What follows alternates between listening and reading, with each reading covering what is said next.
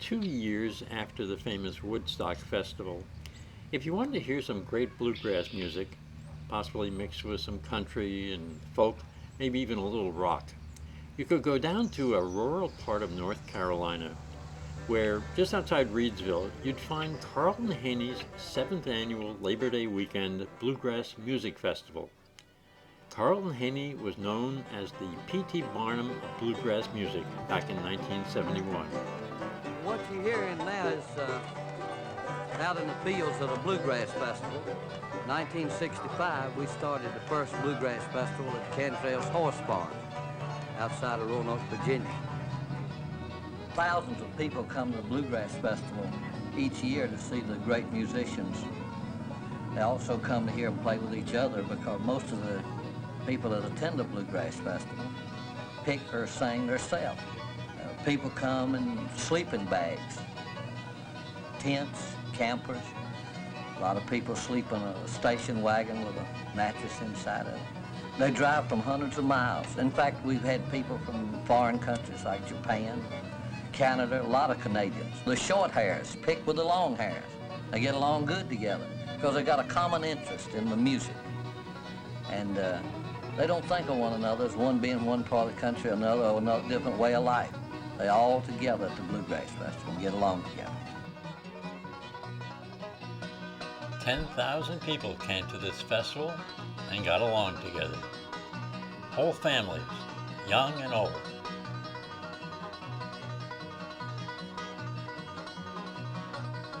They came to hear some of the most famous bluegrass musicians of the time. People like Earl Scruggs, Ralph Stanley, Chubby Wise, Jimmy Martin, Mac Wiseman with Blackwell and Collins, and the Osborne Brothers with Ronnie Reno. And they also came to hear some of the younger musicians, guys who were just starting out in their career. Here's Sam Bush with Tony Rice.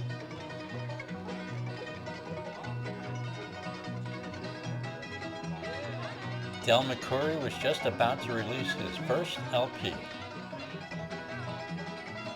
Ricky Skaggs played backup for Ralph Stanley, and so did Keith Whitley. The New Deal String Band brought a whole new sound to bluegrass music. They called it Newgrass. They play right alongside J.D. Crowe and the Lilly Brothers with Tex Logan and Don Stover.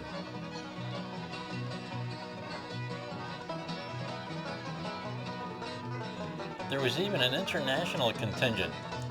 The Bluegrass 45 came from Kobe, Japan, and the audience just fell in love with it.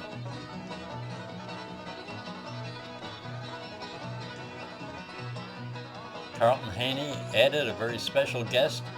Roy Acuff came from the Grand Ole Opry. Recording stars, the country gentleman from Washington, D.C.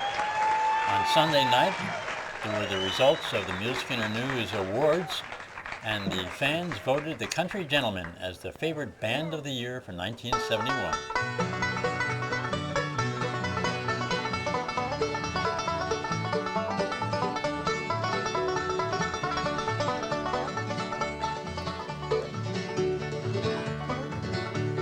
Started out from Bern one sunny August morn.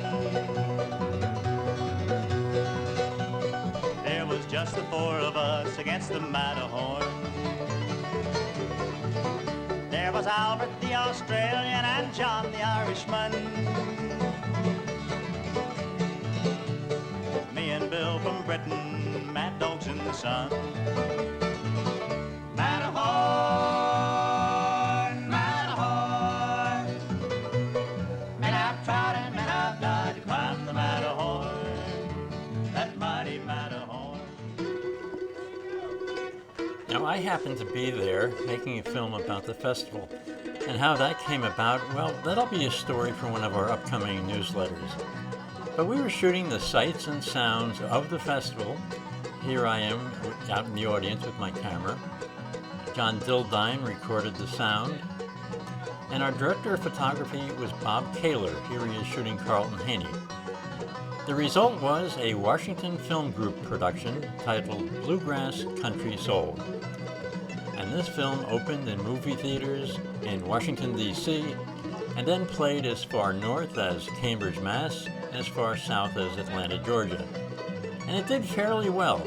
We got great reviews, but we were never able to find national distribution. That was until 2006, when Time Life Music brought out a DVD. But now that's sold out and the DVD's out of print. So in order to restore the old 35mm film to the way in which it was originally shown in motion picture theaters, we're undertaking a whole new project. Announcing the Golden Anniversary Legacy Edition of Bluegrass Country Soul in a multimedia box set that includes a combo pack of a Blu-ray high-definition DVD and a standard DVD, along with lots of special features, and a companion book, a 168-page coffee table book with tons of photographs of many of the musicians who were there, and along with anecdotes from various musicians and filmmakers.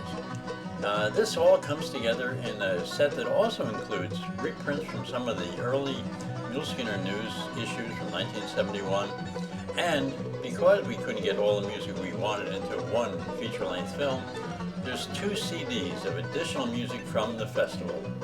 All of this now on sale in a box set that's sure to be a collector's item. So check it out at our website, bluegrasscountrysoul.com, and see the film that's soon to be given to the Bluegrass Hall of Fame as part of its permanent collection.